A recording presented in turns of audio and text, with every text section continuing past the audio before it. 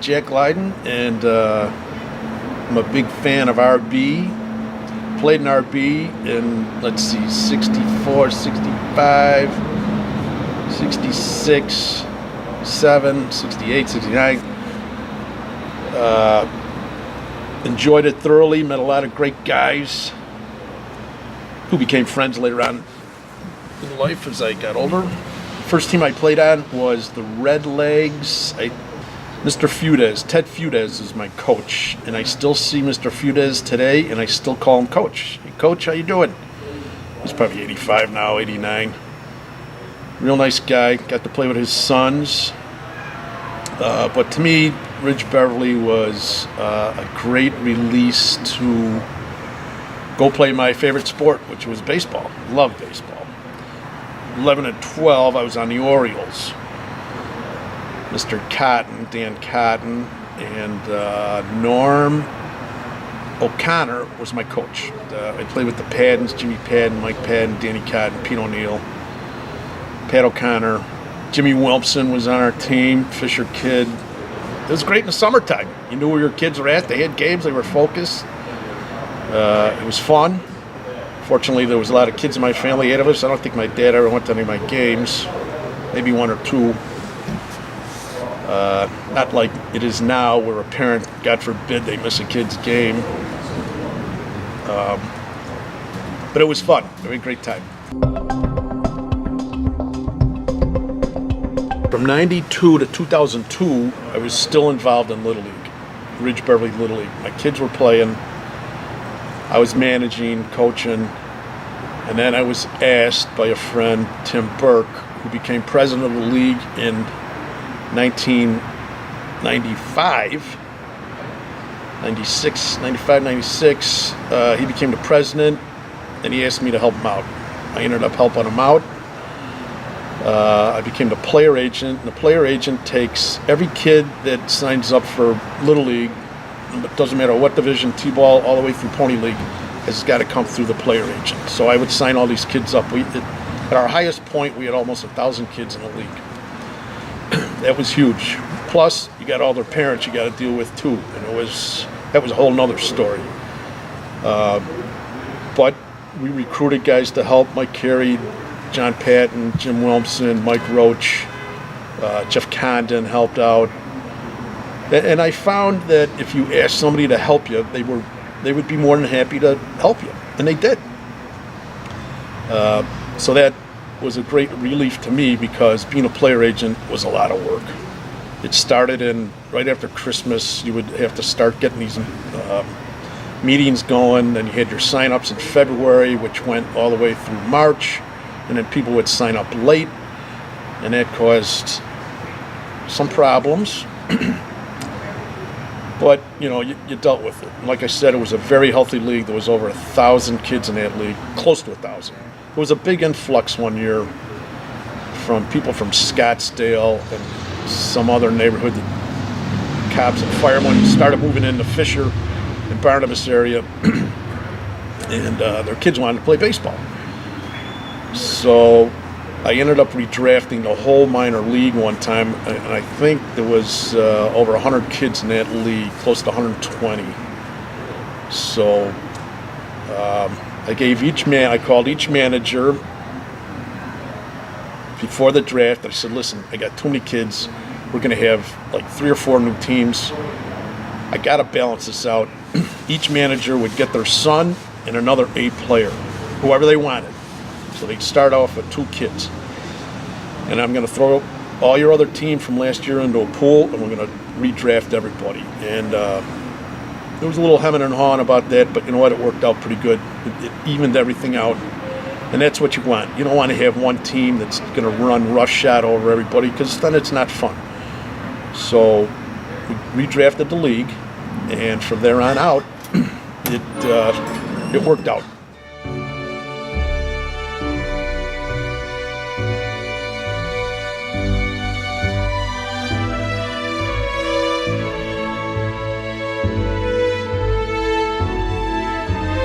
Hi, Dave Skau, Red Legs.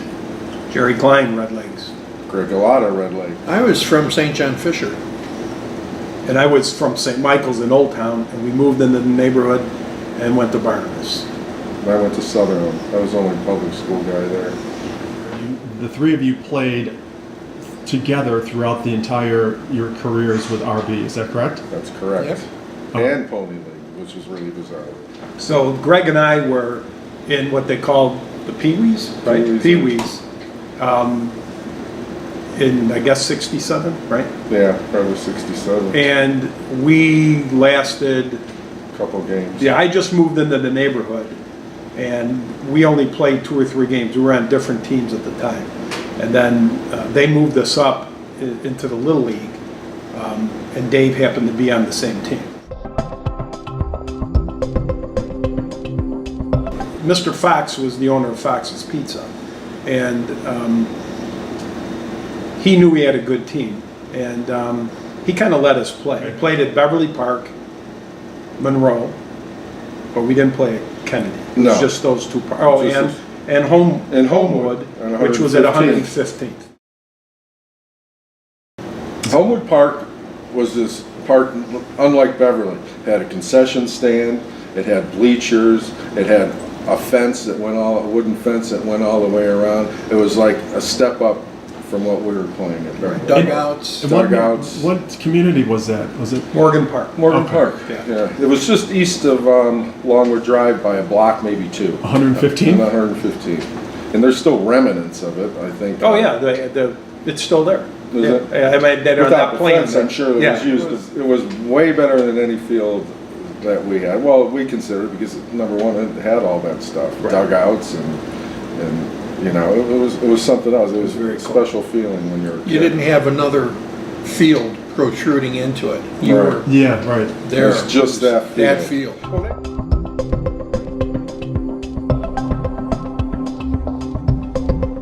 So we played 9, 10, 11, and 12 in the majors. So, I mean, his brother, Greg, he seemed like he was 6'3" to me. when I He was a man-child.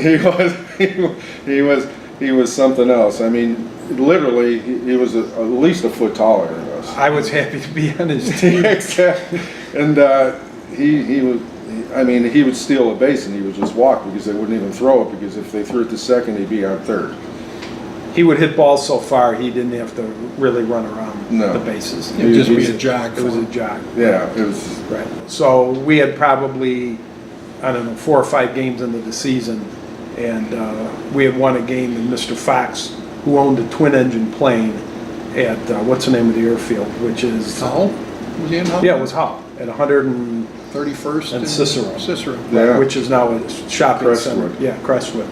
And he had a twin-engine plane, and it took him as a pilot and 3 other guys.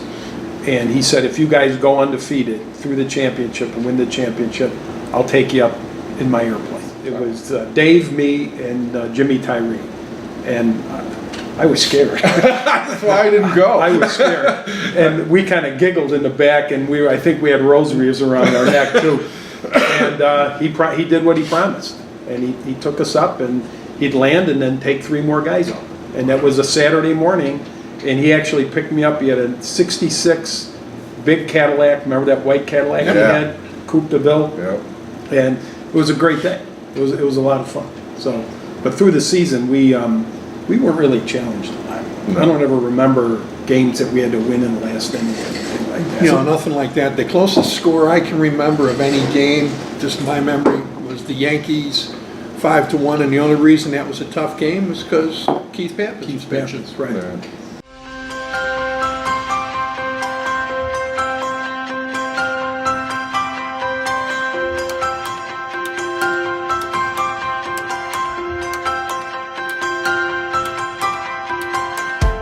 I'm Judy Wieczorek Berry, and my dad is Chuck Wieczorek, and my brother was John Wieczorek, or known as the Wiz and Mr. Wiz, actually.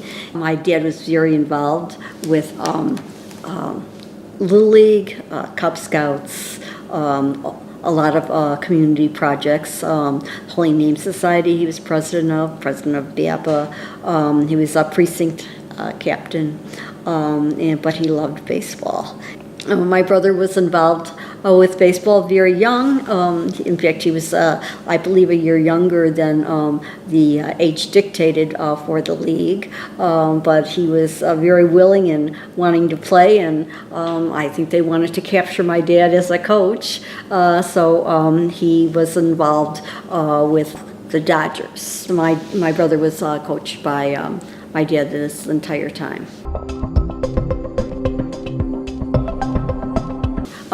We lived right across the street from the ballpark, and actually we used my garage as a complete storehouse for all the league equipment for all the games. So they would constantly be at the house every Saturday for all the equipment. My brother was a little magnet. He drew everyone in the house. Was just a place where people would gather all the time. I mean, there was always people in the house.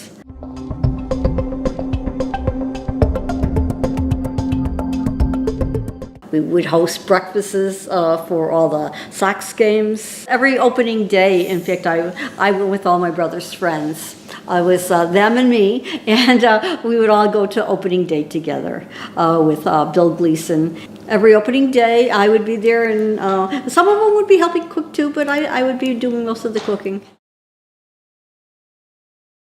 He was continuously there. He used to have older friends also, and as a young child, he would want to play with them. And one incident was that he was hit with a baseball bat, and he had a torn retina and required like 10 surgeries. So his entire baseball career was with vision in just one eye.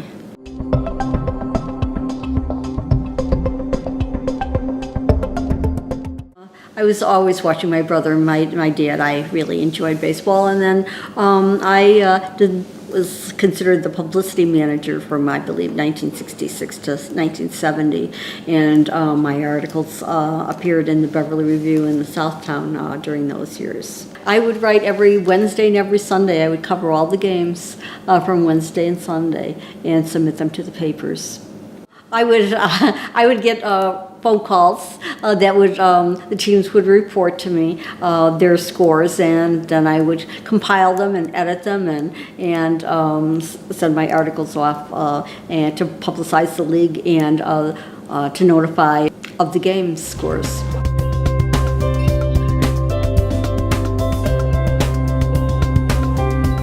I had already been to Southern, and I was attending Loyola at the time, and they were looking for coaches, and that's when my brother recruited his friends to be coaches. Mr. Dacre asked me if I would like to take a team, and my father encouraged me, but my plate was a bit full at the time. I was attending Loyola, I was bartending at Ridge Country Club, and I didn't feel that I would have the time to dedicate to a team.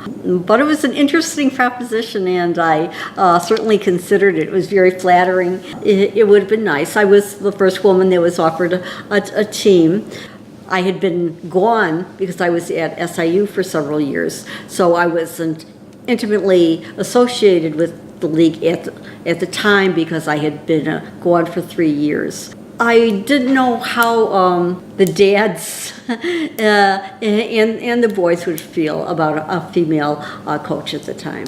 And that time was the brunt of the women's liberation movement.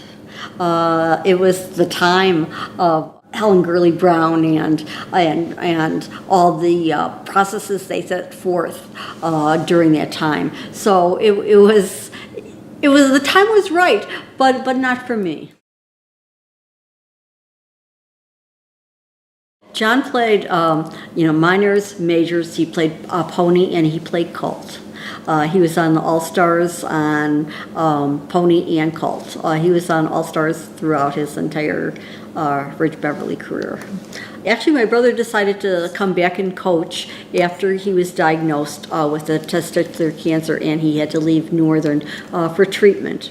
So he was home.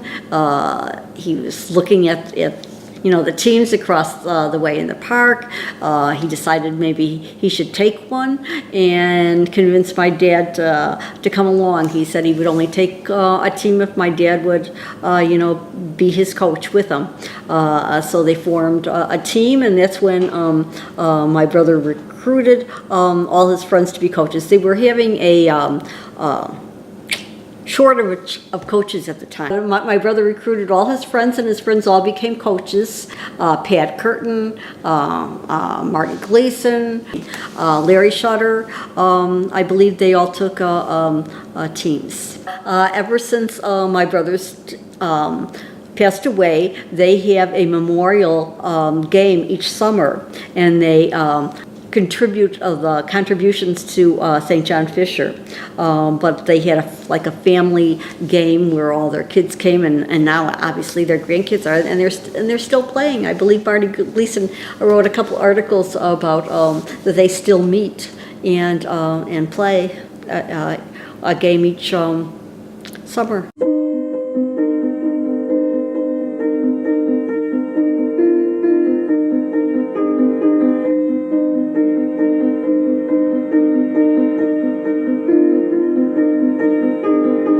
Community wanted to do something for my brother, so because he was very instrumental in not only developing the children, but he redeveloped the league in which was having a hard time finding coaches at the time, and was disintegrating. So he kind of revamped the league. It had a new flourish of activity at that time. All the local politicians were there at the time. I believe Tom Hines. Ridge-Beverly was the entirety of my dad and my brother's life.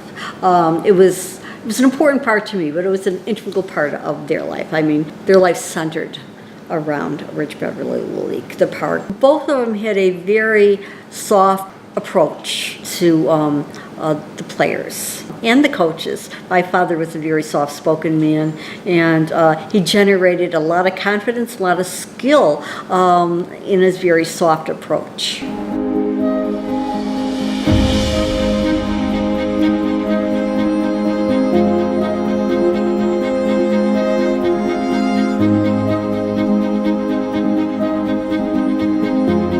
My name is Mike Maloney. I grew up on 100th and Claremont after we had moved here when I was 9 years old.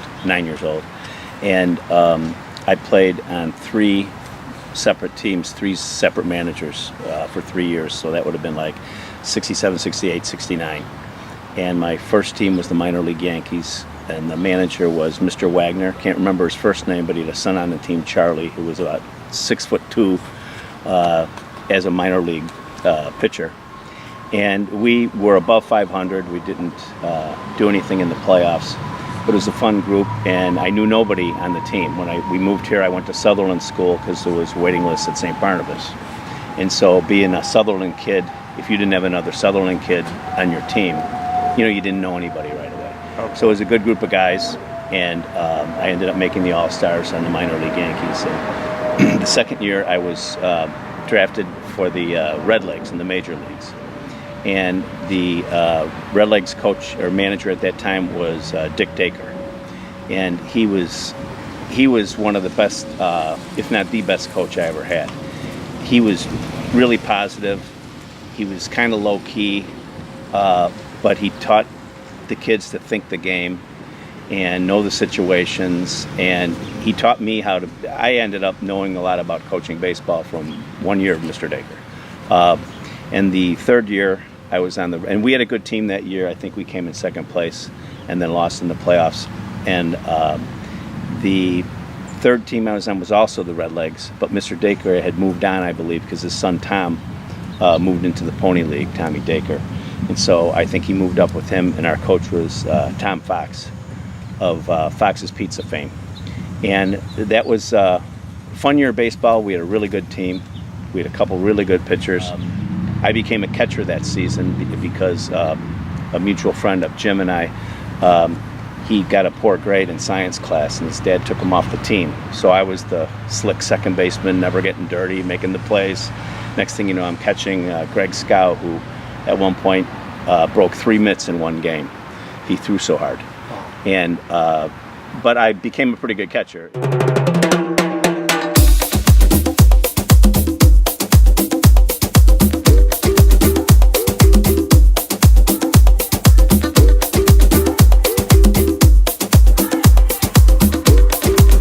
name's Bill Leslie. I grew up in St. Barnabas, grew up right across the street from Sutherland, so spent a lot of my formative years playing lots of different forms of baseball on the playground at Sutherland. We had lob, which was fun, you know, just lobbing it in there with a league ball. And you had your strikeout, which is the game where you throw a rubber ball against a brick wall that has a rectangle painted on it, so that was a lot of fun. But in 1968, when I was 8 years old, I started playing here at in the Ridge-Beverly Little League up at Beverly Park in the Pee-wees, and that was a lot of fun. I remember how kind of, you know, low tech it was, and that I just got a t-shirt, and I was on the Pee-wee League Yankees, and of course we had a green t-shirt, which even as an 8-year-old made no sense why the Yankees were green, but whatever. But you just wore that with like jeans and gym shoes. It's kind of weird. But had a lot of fun. I remember lots of guys on that team, some of whom I'm still friends with, and for some reason right away I got made to be a catcher. And one of my mom's favorite stories is when she showed up for my first game, she said she's looking all around and couldn't find me and thought that, you know, I'd been lost or something. And of course, those were the days when you'd get yourself here. You know, I lived about 5 blocks away and just jumped on my bike and came here to play baseball. And she said finally, at the end of the first inning, apparently we must have been the visiting team, so we were on the field first. I came off the field and took my mask off, and she's like, oh, there's Billy, as she called me. So next year, you graduated to the minor leagues. I was on the minor league Redlegs. And again, I think that's just kind of funny that we'd be called the Redlegs in this would be 1969 now. Because I did a little research on that and why a team was called the Redlegs, and I found out through the miracle of the internet that that was because of, at some point in the mid-50s, the Cincinnati Reds changed their name to the Redlegs because of the Red Scare, McCarthyism and all that. So that was like literally like 1953, 54, something like that.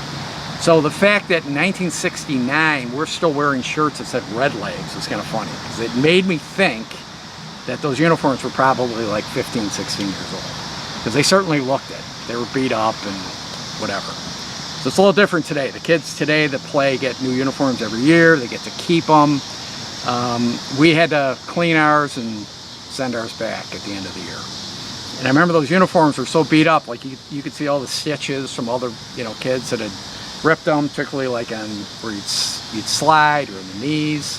And you'd see other moms stitching, you know, and whatever. But so I was on the Redlegs for 2 years. My coach was a guy named Mr. Richards, who was a real cool guy. He had an older son named Jack, who was kind of like the Greg Brady of Ridge-Beverly. He was kind of this cool older teenager with long hair, and so he was our kind of conduit between old man Richards and us kids. We could talk to Jack, and we had a great team. It's a real scrappy team. We were never in first place either year, but we got in the playoffs and we won the championship both years, which was huge. That was a big thing back then. So that was 1969, 1970. 1971, you graduate to the major leagues. I was on the Orioles. And that team was kind of the opposite. We were in first place both years, like, you know, wire to wire. We were great teams. I think both years we were like 15-3 or something, and both times we lost in the championship, so that kind of still irks me. So we got beat by another scrappy team. You know, we were the scrappy team in the minor leagues. In the major leagues, we were kind of on the team that coasted or something, or just thought we were too good or whatever. So at least I got a chance to play in championships 4 years in a row, which is kind of cool.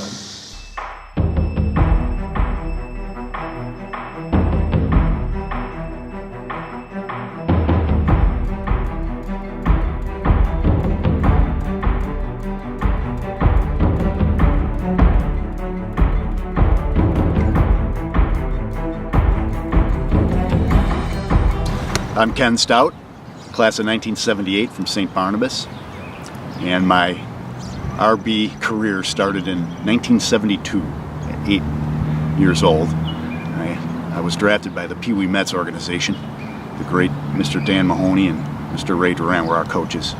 And man, we had a blast. So Mike Mahoney was on that team, Jimmy O'Keefe, Brian Finn, Rob Keaty, Tommy Duran, and man, we had a blast. We had an absolute blast. In fact, I remember one of our first games, we're playing right over here on the northeast diamond, and Tommy Duran is running around from first to second, and Mr. Mahoney's coaching third. He's also got the scorebook going, and he's going, go Tommy, go, and Tommy had to slide into third, so Mr. Mahoney's like jumping up and down, slide Tommy, slide, and I swear to God, Mr. Mahoney's shorts dropped all the way down to his ankles. He had these Bermuda shorts on, and they landed at his ankles. He had a nice pair of boxers on though to back him up, so everything was good there. But man, it was the funniest thing, and I don't know who else was there except for those guys I mentioned already that were on our team. But I know Moon remembers, and that was fantastic. What a memory. And so Pee Wee's was an absolute riot, and one of the things that happened to me was so moving in many regards. I mean, it has to do with Mr. Valentine, the great Angelo Valentine. So it's springtime. I'm 8 years old. This is down at Ridge Park, and Mr. Valentine was coaching the Pee Wee Orioles, and man, they were loaded. Michael Valentine was on that team, Joey O'Donnell, and they were fantastic. They were the best Pee Wee team, and so he was over there throwing a practice, and I lived right across the street from Ridge Park, but my ma hadn't signed me up for Little League yet. My dad had just passed away, and my ma had a house full of kids, man, 15 kids at the house, and so I'm over there. I've got my glove, of course. You know, you just show up at the park with your ball glove, and Mr. Valentine was out there hitting fly balls to his kids, and he saw me just sitting there watching from however many feet away, and he goes, "Hey kid, you want to play?" He had that foggy, deep voice, and I was like, "Yeah." And so I went out there and I caught a couple balls and threw it in, and I guess I had a good enough glove and a good enough arm where he was like, "What team are you on, kid?" And I was like, I'm not signed up for a team yet." And so he goes, "Well, you could be on our team." Well, I don't know what happened after that, but I think his roster was already full or something along those lines. But once I got signed up for the league, then I ended up with the Mets and Mr. Mahoney and Mr. Duran, and that was awesome. But Bobby Valentine and I were just talking about that a few months back. We got together over Christmas, and we were just talking about that. So, there's a special place in heaven for Angelo Valentine, for all he did for all of us. And that guy was fantastic. And one of the great life lessons I learned from him and a few of the other coaches was, if you ever have a soggy infield, all you got to do is go up to Keene gas station, get a bunch of gas containers, and pour it all over the field and light the field on fire. And then the water evaporates and it's play ball time, right? Burn the infield, while they're smoking cigarettes. Right? I mean, those guys are fantastic. In fact, so many of our memories in life are triggered by our sense of smell.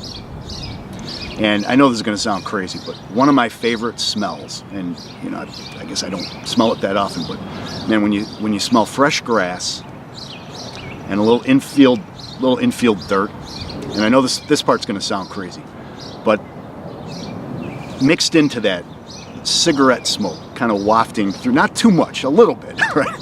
So that smell of cigarette smoke, fresh grass, the dirt, the leather glove, it's just the greatest memory, man. It just brings you right back to RB Little League, man, whether it was here at Beverly Park or down at Ridge or over at Monroe. Those Saturday mornings, it was just a blast. And I think the greatest part about RB, besides learning how to burn infields, to dry up the infields, is almost everybody played, of the boys. So like I said before, I was a Barnabas kid, but all of a sudden, you're on a team. I was on the Pee Wee Mets, and I was on the minor Cubs, and that was Mr. O'Keefe who coached us there. That was a great summer of ball too. We had Andy Miller was on that team, Jimmy O'Keefe, Brian Finn. I'm sure I'm missing other guys, and I hope I'm not not missing anybody that I should be remembering. And then up with the Redlegs with Greg Skau, Greg and Dave Skau, and Teddy Johnson. Those guys were our coaches, just fantastic. But But the greatest part about it was all the friends you made, because obviously you're friends already with the kids you went to school with, but all of a sudden you're on a team with kids from Fisher, kids from Christ the King, Sutherland. Dwayne Bennett he and Danny Grunhard were the two best players of our era.